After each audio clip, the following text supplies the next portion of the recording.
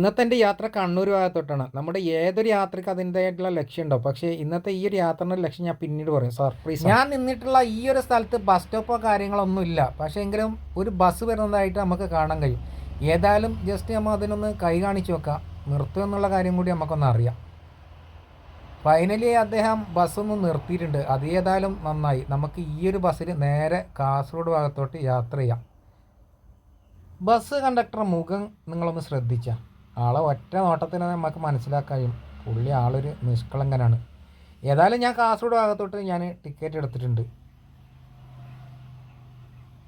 Finally നമ്മൾ കാസർഗോഡ് പഴയ bus stand ഭാഗത്തോട്ട് എത്തിയിട്ടുണ്ട്. പക്ഷേ ഒരു കാര്യം കൂടി എനിക്ക് നിങ്ങളോട് പറയാനുള്ളത്, ഈ ഒരു ബസ്സിൻ്റെ കണ്ടക്ടറായാലും അതുപോലെ തന്നെ ഡ്രൈവറായെങ്കിലും ഒക്കെ നല്ല പോലെ പാസഞ്ചറോട് ബിഹേവ് ചെയ്യുന്ന കൂട്ടത്തിലാണെന്നാണ് ദൈനംദിനം ഈ ഒരു ബസ്സിൽ യാത്ര ചെയ്യുന്ന ഒരു പാസഞ്ചറുടെ ഫീഡ്ബാക്ക് എനിക്ക് അറിയാൻ കഴിഞ്ഞത്. അതിൽ ഞാൻ റിയലി അപ്രീഷിയേറ്റ് ദാറ്റ്. എൻ്റെ ഇന്നത്തെ ഈ ഒരു കണ്ണൂർ യാത്രയിൽ എനിക്ക് ഒരുപാട് സമയം നമുക്ക് ഈ ഒരു ഭാഗത്തോട്ട് സ്പെൻഡ് ചെയ്യാൻ പറ്റില്ല. കാരണം എനിക്ക് ട്രെയിനിനെ ഡിഫെൻഡ് ചെയ്തിട്ട് കുറേ സമയം ഇവിടെ സ്പെൻഡ് ചെയ്ത് കഴിഞ്ഞാൽ എനിക്ക് പോയിട്ട് തിരിച്ചു വരേണ്ടതാണ്. അത് കാരണം ഞാൻ നേരെ തൊട്ടടുത്തുള്ള നമ്മുടെ KSRTC ഡിപ്പോയിലോട്ട് വന്നു കഴിഞ്ഞാൽ നമുക്ക് ഒരുപാട് സ്റ്റേറ്റുകൾ കണ്ണൂർ ഭാഗത്തോട്ടൊക്കെ അവൈലബിൾ ആണ്. അപ്പോൾ ആ ഒരു ഭാഗത്തോട്ട് വന്നതിന് ശേഷം നേരെ ഇന്ന് ഇപ്പോൾ നമ്മൾ കണ്ണൂർ ഭാഗത്തോട്ട് KSRTCയിലാണ് നമ്മൾ യാത്ര ചെയ്യുന്നത്.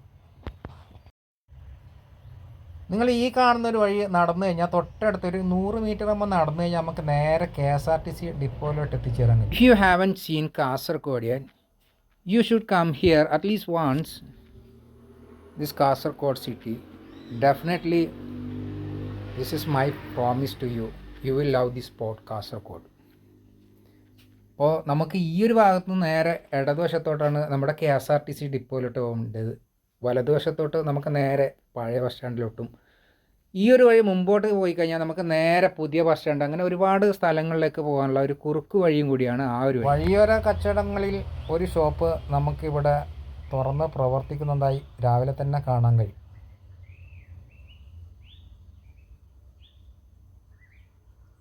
തൊട്ടടുത്ത് നമുക്കൊരു ലോട്ടറിയുടെ കടയും. നമുക്ക് ഇവിടുന്ന് നേരെ വലതുവശത്തോട്ട് കൂടിയാണ് നമുക്ക് ഈ ടിപ്പോയുടെ അകത്തോട്ട് കയറേണ്ടത്.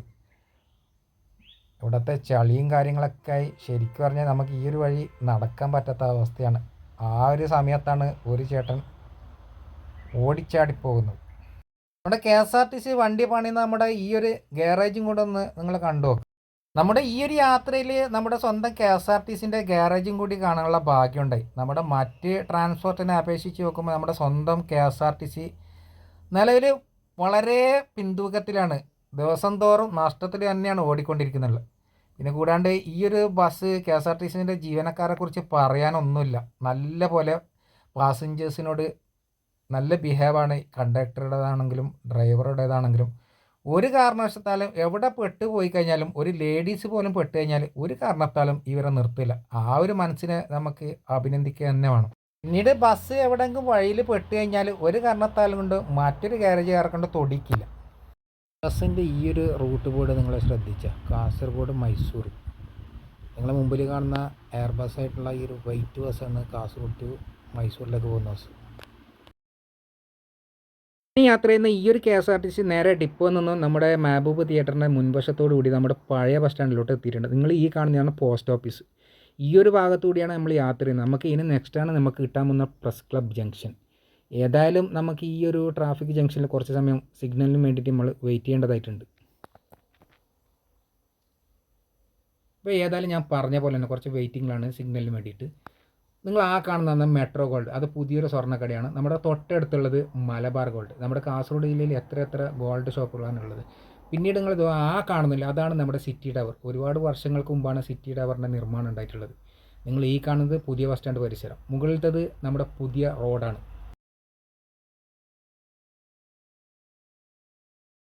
KSRTC നേരെ ബസ് സ്റ്റാൻഡിലോട്ട് കയറുന്ന പ്ലാനിങ്ങിലാണ് ഉള്ളത്. ചില സമയങ്ങളിൽ ഇവരിങ്ങനെയാണ്. ചില സമയങ്ങളിൽ അകത്തോട്ട് കയറും, ചില സമയങ്ങളിൽ പുറത്ത് ആളുകളെ തള്ളിവിടും എന്നതാണ്. ഈ ഒരു ഭാഗത്ത് കാണുന്നതാണ് നമ്മുടെ കാസർഗോഡ് ഓട്ടോ സ്റ്റാൻഡ്, പുതിയ ബസ് സ്റ്റാൻഡ് ഭാഗത്തുള്ള. ഇവിടെ 2 സൈഡാണ് ഓട്ടോ സ്റ്റാൻഡ് ഉള്ളത്.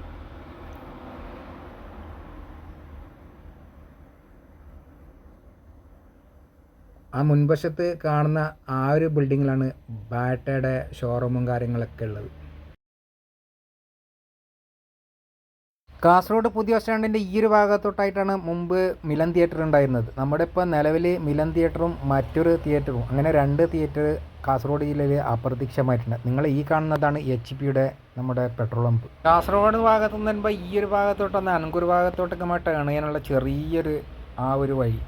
പ്രധാനപ്പെട്ട ഒരു കാര്യം പറയാൻ മറന്നു. നമ്മുടെ കാസർഗോഡ് നിന്നും കണ്ണൂർ ഭാഗത്തോട്ട് നമ്മുടെ ഈ ഒരു KSRTCൻ്റെ ഫെയർ 130 രൂപയാണ്. ഈ സ്ഥലം നിങ്ങൾക്ക് മനസ്സിലായോ? ഇതാണ് നമ്മുടെ സ്വന്തം ചെർക്കളം. ഏതായാലും ഈ ഒരു KSRTC ചെർക്കളയിലെ ബസ് സ്റ്റാൻഡ് ഭാഗത്തോട്ടേക്കൊന്നും കയറിയില്ല. കാരണം അതുതന്നെയാണ് കാരണം. നമ്മുടെ KSRTC എന്നും ഒരു നാഥനില്ലാ കളരിയാണല്ലോ. നമ്മുടെ ഈ ഒരു യാത്രയിൽ നമ്മുടെ നാടിൻ്റെ വികസനവും കാര്യങ്ങളും ഒക്കെ കണ്ടുള്ള മനോഹരമായിട്ടുള്ള ഈ ഒരു യാത്ര ശരിക്കും ആസ്വദിച്ചുകൊണ്ട് തന്നെ നമുക്ക് ഒന്ന് യാത്ര ചെയ്തേക്കാം. എന്താ കാഴ്ചകൾ നോക്ക്, മനോഹരം തന്നെ. നിങ്ങൾ ഈ കണ്ടതാണ് ഒരു പോലീസ് ബസ്. ശരിക്കും പറഞ്ഞാൽ പോലീസ് ബസ് ഉണ്ടല്ലോ, തൊട്ടടുത്ത് തന്നെ ഒരു ആംബുലൻസും കൂടി ഉണ്ടായിരുന്നെങ്കിൽ ഒന്നും കൂടി നന്നായേനെ. വളരെ മനോഹരമായി മനസ്സിന് വല്ലാത്ത ഒരു കുളിർമയുള്ള ഒരു യാത്രയാണ് നമ്മുടെ ഈ ഒരു ഭാഗത്തുനിന്നും കുറച്ചും കൂടി നമുക്ക് ആസ്വദിക്കാൻ കഴിയുന്നത്. റോഡ് വർക്കിംഗ് പ്രോഗ്രസിൻ്റെ ഭാഗമായിട്ടുള്ള ഒരുപാട് മിഷൻസ് ആയിട്ടുള്ള വാഹനങ്ങളാണ് നമുക്ക് ഈ ഒരു ഭാഗത്തോട്ട് ഇപ്പോൾ കാണാൻ പറ്റുന്നുള്ളത്. വർക്കിംഗ് പ്രോപ്പറായി തന്നെ നടന്നുകൊണ്ടിരിക്കുന്ന കാഴ്ചകളാണ് നമുക്കിവിടെ കാണുന്നത്.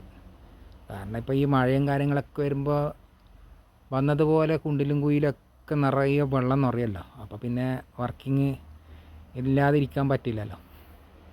ഫുൾ ടൈമും വർക്കിങ്ങാണ്.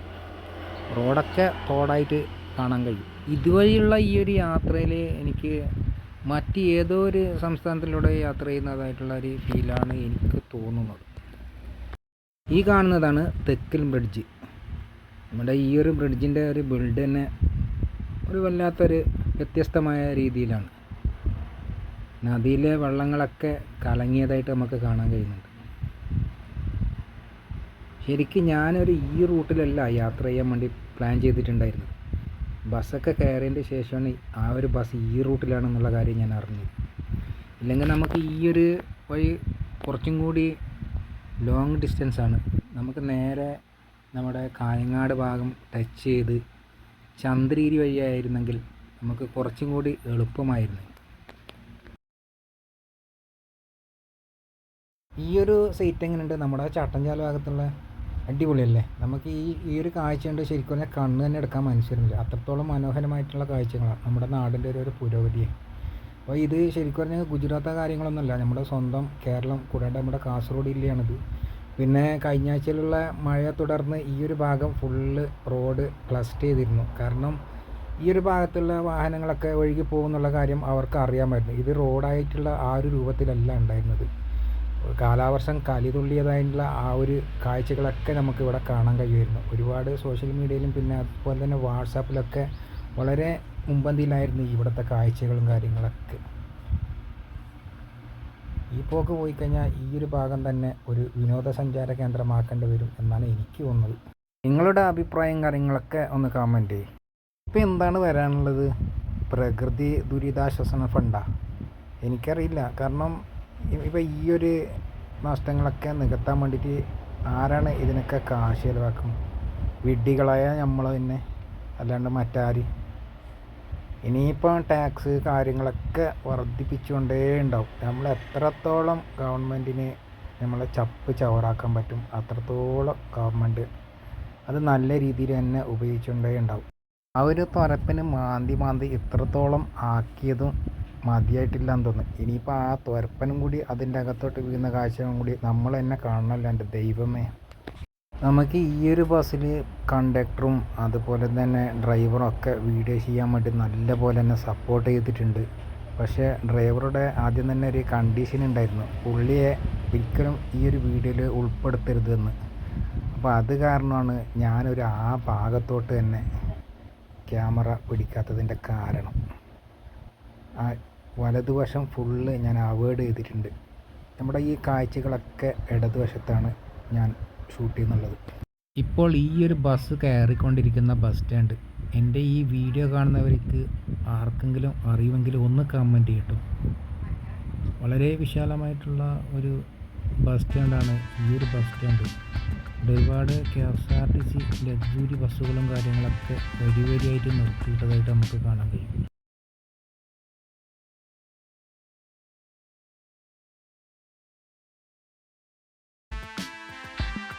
ഇപ്പോൾ കേരളത്തിലെ അങ്ങോളം ഇങ്ങോളമുള്ള യാത്രക്കിടയിൽ ഒരുപാട് മനോഹരമായിട്ടുള്ള കാഴ്ചകളാണ് ഇന്നും നമുക്ക് കാണാനുള്ളത്.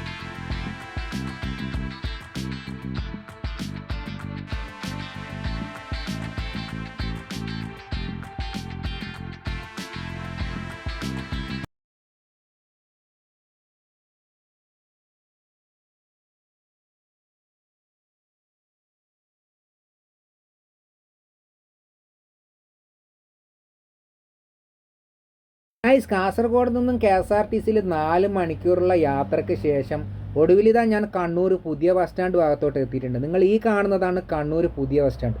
ഈ ഒരു കണ്ണൂരിലെ പുതിയ ബസ് സ്റ്റാൻഡിൻ്റെ വിസിബിലിറ്റി നോക്കി എത്രത്തോളം മനോഹരമായിട്ടാണ് നമുക്കിവിടെ കാണാൻ കഴിയുന്നത്. സത്യത്തിൽ എനിക്ക് ഒരു കാര്യത്തിൽ വല്ലാത്ത വിഷമമാണ്. എൻ്റെ ഈ ഒരു സമയപരിധി കാരണം എനിക്ക് മുഴുവനായും തന്നെ ഈ ഒരു ഭാഗത്തോട്ട് എനിക്ക് ഷൂട്ട് ചെയ്യാൻ പറ്റില്ല. ഇത് നമ്മുടെ കോൾ ടാക്സിൻ്റെ തൊട്ടടുത്ത് തന്നെയാണ്. പഴയ ബസ് സ്റ്റാൻഡും ഈ ഒരു ഭാഗത്ത് തന്നെ ആയിട്ടാണ്. നിങ്ങൾ ഈ കാണുന്നതാണ് ബസ് സ്റ്റാൻഡ് പരിസരത്തുള്ള ഓട്ടോ സ്റ്റാൻഡ്. ഇപ്പം ഞാൻ വന്നതിൻ്റെ ഉദ്ദേശം നിങ്ങൾക്ക് എന്താണെന്ന് മനസ്സിലായി കാണും. മറ്റൊന്നല്ല, ഈദ് കാരണം ഈ ഒരു വലിയ പെരുന്നാളിന് എൻ്റെ ഫേവറേറ്റ് ബ്രാൻഡായിട്ടുള്ള ഒരു വുഡ്ലാൻഡ് ഷൂ വാങ്ങാൻ വേണ്ടി തന്നെയാണ് ഞാൻ ഇത്രയും കഷ്ടപ്പെട്ട് ഞാൻ ഈ ഒരു ഭാഗത്തോട്ട് വന്നിട്ടുള്ളത്. അപ്പോൾ കഴിഞ്ഞ എൻ്റെ ചെറിയ പെരുന്നാളിന് എൻ്റെ ഹോം ടൗണായ ബദിയടുക്കയിൽ നിന്നാണ് ഞാൻ ഷൂ വാങ്ങിയത്. ശരിക്കും പറഞ്ഞാൽ അതൊരു ചൈനീസ് പ്രൊഡക്റ്റായിരുന്നു. കൂടാണ്ട് ശരിക്കും 2000 രൂപയോളം ഞാൻ അതിന് കൊടുത്തിട്ടുണ്ട്. അതെന്നെ ചീറ്റ് ചെയ്തതും കൂടിയാണ്.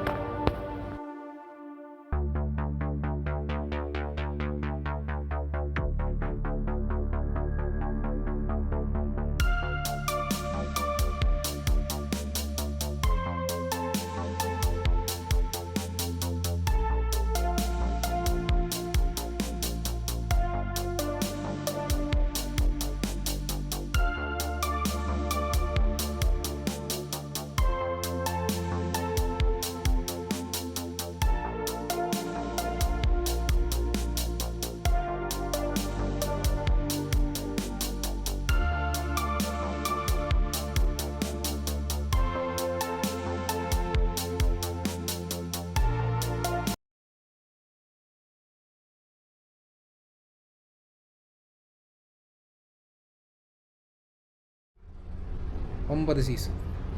ഇനിയിപ്പോൾ ഏതായാലും പുതിയ ഷൂ എടുത്തിട്ട് പിന്നെ കവറിലിട്ടിട്ട് പോകുന്നതിനേക്കാളും എനിക്ക് മുമ്പേ ഉള്ള എൻ്റെ ഒരു ഇതാണ്, ഇങ്ങനെ എൻ്റെ ഒരു ടേസ്റ്റാണ് യൂസ് ചെയ്തിട്ട് പോകാൻ. എക്സ്പ്ലോർ ചെയ്യാൻ പറ്റിയിട്ടുള്ള കുറച്ച് സ്ഥലങ്ങളെല്ലാം ഉണ്ട്.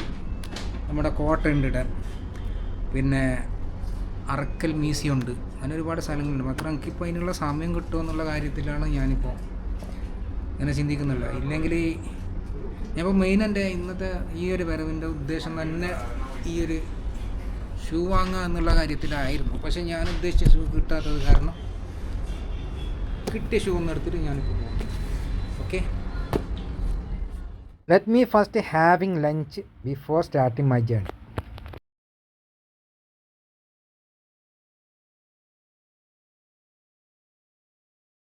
അല്ല, ഞാനിപ്പോൾ ഓർഡർ ചെയ്തത് മീൽസാണ്. അത് വെജിറ്റബിളാണ്. പിന്നെ എനിക്കിപ്പോൾ വെജിറ്റബിൾ കഴിക്കാൻ വേണ്ടിയിട്ടാണെന്ന് തോന്നുന്നില്ല. അപ്പോൾ അത് കാരണം ഇപ്പോൾ വെജിറ്റബിൾ മതി എന്നുള്ളൊരു ഫൈനൽ ഡിസിഷനിൽ ഞാൻ എത്തിക്കഴിഞ്ഞിരിക്കുകയാണ്. എന്തായാലും പെട്ടെന്ന് തന്നെ ഞാൻ ഓർഡർ ചെയ്ത വെജിറ്റബിൾ മീൽസ് വന്നിട്ടുണ്ട്. അപ്പോൾ അത്യാവശ്യം കൂട്ടാനും കാര്യങ്ങളൊക്കെ ഉണ്ട്. പിന്നെ അത്യാവശ്യം നമ്മൾ ഈ ഒരു കേരളത്തിലാണെങ്കിൽ നമ്മുടെ ഫുഡിൻ്റെ കാര്യത്തിൽ അഫോർഡബിൾ പ്രൈസിന് തന്നെ നമുക്ക് നല്ല രീതിയിൽ നമുക്ക് ഭക്ഷണം കഴിക്കാൻ പറ്റും. ഇവിടെ ചോറിന് 60 രൂപയാണ്. കുഴപ്പമില്ല, അത്യാവശ്യമുള്ള കൂട്ടാനും കാര്യങ്ങളൊക്കെ ഉണ്ട്. അങ്ങനെ ഞാൻ ഭക്ഷണമെല്ലാം കഴിച്ചിട്ട് ഇപ്പോൾ ഏതായാലും നമുക്കൊന്ന് റെയിൽവേ സ്റ്റേഷൻ്റെ ഭാഗത്തോട്ട് പോകണം. എൻ്റെ തൊട്ട് മുമ്പിലൂടെ നടന്നു പോകുന്ന അദ്ദേഹം വളരെ നല്ലൊരു വ്യക്തിയാണ്. അദ്ദേഹം എന്നോട് വെച്ച് എങ്ങോട്ടാണ് പോകുന്നത് അങ്ങനെ ഒരുപാട് സംസാരിച്ചതിന് ശേഷം അദ്ദേഹം പറഞ്ഞ് ഓട്ടോയിലൊന്നും പോകണ്ട, നമുക്ക് തൊട്ടടുത്താണ്, ഞാനും ആ ഭാഗത്തോട്ടാണ്, നമുക്ക് ഒരുമിച്ച് നടക്കാമെന്ന് പറഞ്ഞു. പിന്നെ ഒന്നും നോക്കിയില്ല, ഞങ്ങൾ രണ്ടുപേരും കൊച്ചു വർത്തമാനങ്ങളൊക്കെ പറഞ്ഞുകൊണ്ട് നേരെ മുമ്പോട്ട് എടുത്തു. ഇനി കുറച്ചും കൂടി നമുക്ക് റെയിൽവേ സ്റ്റേഷനിലോട്ട് നടക്കാനായിട്ടുണ്ട്. നമുക്കിതവിടെ ബോർഡ് കാണാൻ കഴിയുന്നതാണ്, മംഗലാപുരം കൽപ്പറമ്പ് റെയിൽവേ സ്റ്റേഷനിലേക്ക് 1 കിലോമീറ്റർ, ബസ് സ്റ്റാൻഡിലേക്ക് 1.5 കിലോമീറ്റർ.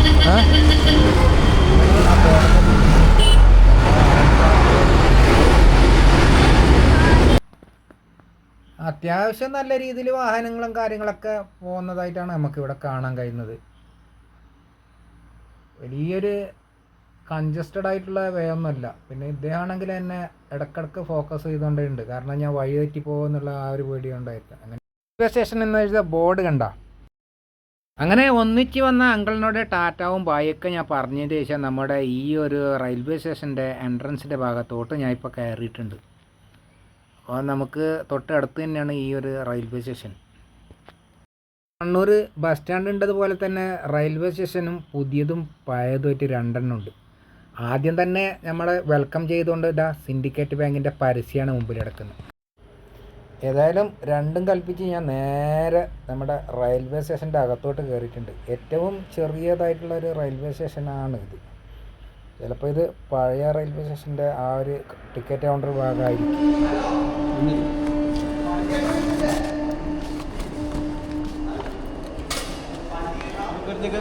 ഞാൻ കാസർഗോഡ് ലിഫ്റ്റ് ഫെസിലിറ്റി കാര്യങ്ങളൊക്കെ നമുക്ക് കാണുന്നുണ്ട് ഈ ഭാഗത്ത്. ഉണ്ടാ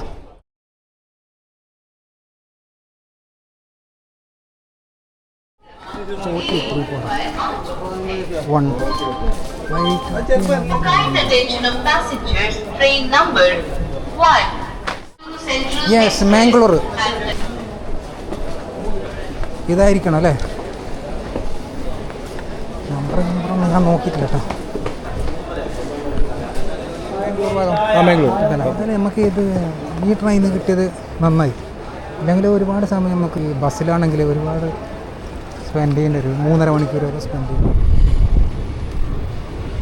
ട്രെയിൻ ഇപ്പം മുമ്പോട്ട് എടുത്തുകൊണ്ടിരിക്കുന്നു.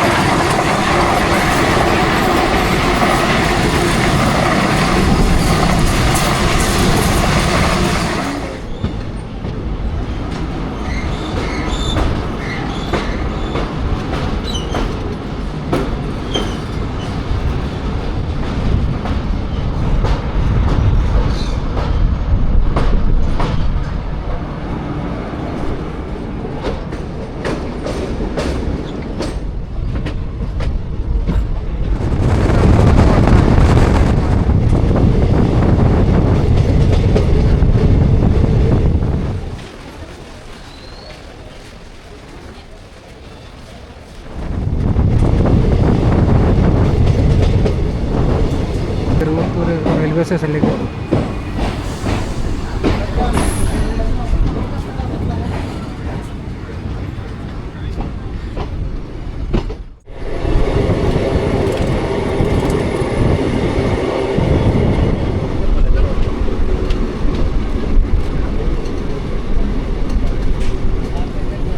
നമ്മുടെ ഈ ഒരു യാത്രയിൽ ഒരു 3-4 സ്റ്റേഷന് ഞാൻ മനഃപൂർവ്വം തന്നെ ഞാൻ കട്ട് ചെയ്തതാണ്. കാരണം നിങ്ങൾ ഒരുപാട് സ്റ്റേഷനും കാര്യങ്ങളൊക്കെ കണ്ടിട്ട് മുഷിയണ്ടെന്ന് പറഞ്ഞിട്ട്. ഫൈനലി ഇപ്പോൾ എന്താ ഞാനിപ്പോൾ ഇവിടുന്ന് കാസർഗോഡ് റെയിൽവേ സ്റ്റേഷൻ്റെ ഭാഗത്തോട്ട് എത്തിയിട്ടുണ്ട്. ഏതായാലും ഞാൻ ഈ ഒരു കാസർഗോഡ് ഇറങ്ങിയതിന് ശേഷം നേരെ ഞാൻ എൻ്റെ വീട്ടിലോട്ട് പോകും. നമുക്ക് ഒരുപാട് സ്ഥലങ്ങൾ എക്സ്പ്ലോർ ചെയ്യണം. നമ്മളെ കണ്ണൂർ നമുക്ക് വീണ്ടും ഒന്ന് പോയതിൻ്റെ ശേഷം നമുക്ക് അവിടുത്തെ കണ്ണൂർ കോട്ടയും അതുപോലെ തന്നെ അറക്കൽ മ്യൂസിയം, പള്ളി കാര്യങ്ങളൊക്കെ ഞാൻ വിശദമായി തന്നെ ഞാൻ എക്സ്പ്ലോറിങ്ങും കൂടെ തന്നെ അതിൻ്റെ ഹിസ്റ്ററിയും കാര്യങ്ങളൊക്കെ ഉൾപ്പെടുത്തി ചെയ്യുന്നതായിരിക്കും. അപ്പോൾ ഈ ഒരു വീഡിയോ കണ്ട് വെറുതെ പോവല്ല, ഈ കണ്ടതുപോലെ തന്നെ കണ്ട പോലെ നിങ്ങളൊന്ന് ലൈക്ക് ചെയ്യുക, ഒന്ന് കമൻറ്റ് ചെയ്യുക, വീഡിയോസ് മുഴുവനായും തന്നെ ഇതാക്കുക. നിങ്ങൾ സ്വന്തമായിട്ടുള്ള ഒരു അഭിപ്രായങ്ങളും കാര്യങ്ങളും ഒന്നും നോക്കണ്ട, നിങ്ങൾ കമൻറ്റ് ചെയ്യും. ഈ ഒരു വീഡിയോനെ കുറിച്ചുള്ളത് എന്തായാലും നിങ്ങൾക്ക് കുഴപ്പമില്ല, നിങ്ങൾ കമൻറ്റ് മസ്റ്റായിട്ട് ചെയ്യണം. ഏതൊരു വീഡിയോ ഇടുന്നെങ്കിലും മസ്റ്റായി ചെയ്താലേ നിങ്ങൾക്ക് ഇത് എത്രത്തോളം നമ്മുടെ ഈ ഒരു വീഡിയോ നിങ്ങൾക്ക് ഇഷ്ടപ്പെട്ടിട്ടുണ്ട് എന്നുള്ള കാര്യം നിങ്ങൾക്ക് മനസ്സിലാക്കാൻ കഴിയുള്ളൂ. നമ്മുടെ ഈ ഒരു കാസർഗോഡ് റെയിൽവേ സ്റ്റേഷൻ്റെ ഈ ഒരു സ്റ്റെപ്പിലൂടെയാണ് ഞാൻ കയറിയിട്ട് ക്രോസ് ചെയ്യുന്നുള്ളത്, ആ ഒരു ഭാഗത്തോട്ട്.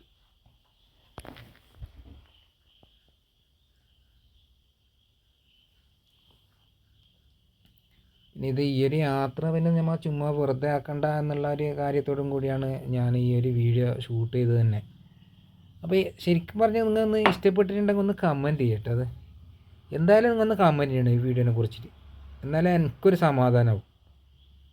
ഏതായാലും നമുക്ക് ഈ ഒരു സ്റ്റേഷൻ്റെ പുറത്തോട്ട് എത്തിക്കഴിഞ്ഞെങ്കിൽ നമുക്ക് അവിടുന്ന് ഒരുപാട് പിന്നെ ഓട്ടോ കാര്യങ്ങളൊക്കെ നമുക്ക് സർവീസ് എടുക്കുന്നതായിട്ട് കിട്ടും. നമുക്ക് നേരെ KSRTC ആ ഒരു ഭാഗത്തോട്ട് 10 രൂപ കൊടുത്താൽ മതി, നമുക്ക് അവിടെ പോയിട്ട് ഇറങ്ങാൻ പറ്റും.